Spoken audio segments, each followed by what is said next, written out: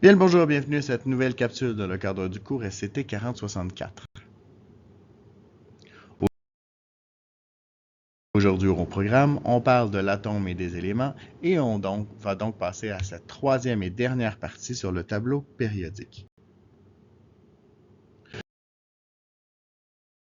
Commençons donc par un simple rappel par rapport aux trois principaux éléments à l'intérieur de notre atome. Le proton va déterminer la nature de mon atome. Si j'ai 8 protons, j'ai automatiquement de l'oxygène. Si j'ai 32 protons, je vais automatiquement avoir du germanium. Donc ça, c'est ce que me donne l'information de mon numéro atomique. Au niveau de mes électrons, mon nombre d'électrons est aussi donné par mon numéro atomique et il donne la réactivité de mon atome. C'est ce qu'on a vu lorsqu'on a parlé de la périodicité des propriétés chimiques à l'intérieur du tableau périodique, que ce sont les électrons qui me donnent la réactivité de mon atome. Et le nombre de neutrons, qu'est-ce qui va changer?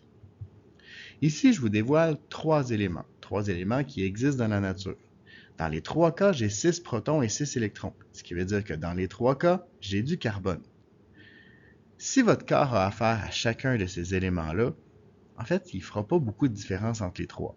Ce sont des éléments qui ont la même nature et ce sont des éléments qui ont le même nombre d'électrons, donc la même réactivité chimique. Ces éléments-là, on appelle ça des isotopes. Les isotopes, ce sont des éléments, comme je le disais, qui ont le même nombre de protons, le même nombre d'électrons, mais un nombre de neutrons différents.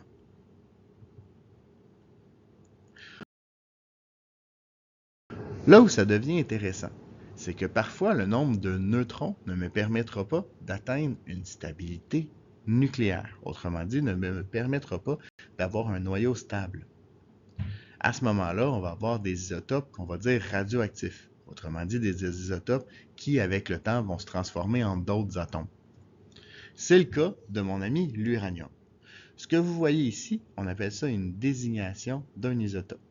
Ici, on va avoir le symbole atomique, donc le symbole chimique qui est le U.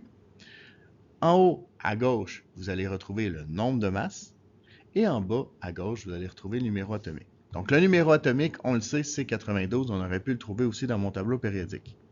Ce que ça me dit, c'est que je vais avoir 92 protons et 92 électrons. Maintenant, si on se concentre sur la masse atomique c'est 238. Ou si vous préférez, le nombre de masses, c'est 238. Dans ce cas-ci, on a un isotope en particulier. Donc, on n'a pas une moyenne ou quoi que ce soit, on a vraiment un isotope particulier. Ce que ça me dit, en fait, c'est que j'ai 238 masses à l'intérieur du noyau. Je vous rappelle que les électrons, la masse d'un électron est négligeable par rapport à la masse de l'atome. Donc, on ne le considère pas dans le nombre de masses. Qu'est-ce qui reste? Il reste donc les protons et les neutrons. Ce qui veut dire que dans mon noyau, j'ai 238 particules qui sont composées de protons et de neutrons.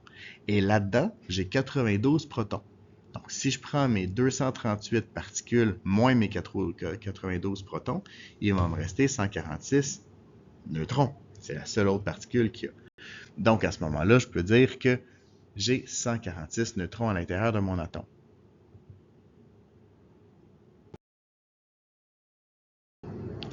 Si on prend maintenant l'exemple du radium.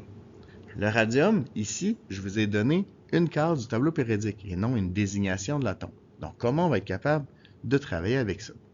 Eh bien, mon numéro atomique reste 88. Donc, 88, ça va donner mon nombre de protons et mon nombre d'électrons. Au niveau de ma masse atomique, j'ai maintenant 226,03. Oh, je fais quoi avec le 0.03? Pourquoi on aurait 0.03? Je ne peux pas avoir 0.03 protons ou 0.03 neutrons. Donc, pourquoi on a un nombre qui n'est pas précis? En fait, le nombre à virgule qui correspond au nombre qui va être établi dans votre tableau périodique, c'est qu'on a fait une moyenne des différents isotopes. Donc ici, on a pris tous les isotopes possibles du radium et on en a tiré une moyenne qui nous donne une masse atomique de 226,03 unités atomiques. Lorsque je vais vouloir avoir un nombre de masse, je l'ai dit plus tôt, je ne peux pas avoir 0.03 neutrons. Donc à ce moment-là, je vais simplement arrondir à l'unité pour aller chercher le nombre de masse qui est usuel, autrement dit, qui va représenter le plus grand nombre de radium possible. Ce qui me donne un nombre de masse égal à 226. Et si j'enlève les 88 protons de ces 226 masses, il va donc me rester 138 neutrons. Et c'est ce qui met fin à cette capsule. J'espère qu'elle vous a plu. Vous êtes maintenant les experts. À vous de surpasser le maître.